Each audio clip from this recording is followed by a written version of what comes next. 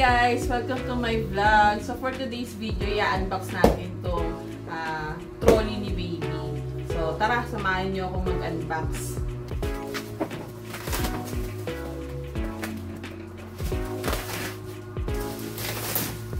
So, dalawa nga pala ito. Isang 4 layers, saka isang 3 layers. Kasi yung 4 layers ni baby, ito yung para sa mga damit niya. Tapos, ito namang 3 layers. Ito naman yung para sa... Ayan, 3 layers. Ito naman yung para sa mga, ano niya, ano tawag doon? Basta yun na yun. So, buksan muna natin itong 4 layers ni baby. Na trolley.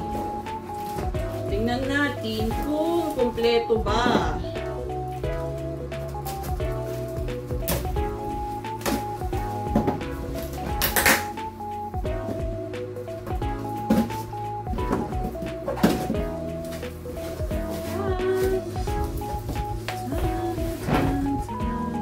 So guys, natanggal ko na yung 4 layers saka 3 layers sa mga box nila.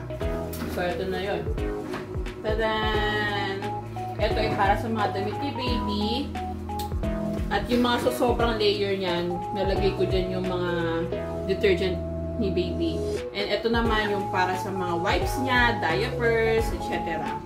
So guys, samahan nyo ako i-assemble to. So guys, ito yung guide kung paano siya i-assemble. So guys, pagpasensya nyo na kung medyo maingay yung electric fan sa background. Si Choggy na nga pala yung pinag-assemble ko niyan kasi sa kalagayan ko hindi ko nakakayanin mag-assemble ng trolley ni baby. So habang ina-assemble ni Choggy yan, ako lang yung taga-video-video lang muna. Tadan! After 365 days, natapos din ng 5 layers trolley ni baby. Kita nyo naman guys, sobrang ganda niyan at matibay. Sa mga mamshi na gustong bumili netong trolley na ito para kay baby, ilalagay ko ang link sa comment section.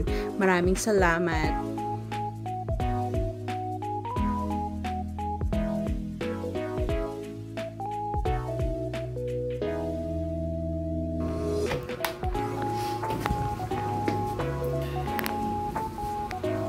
Guys, diyan ko na siya nilagay. So, yung 3 layers, to follow ko na lang yun, bubuksan. Ito ay 1, 2, 3, 4, 5 layers pala to.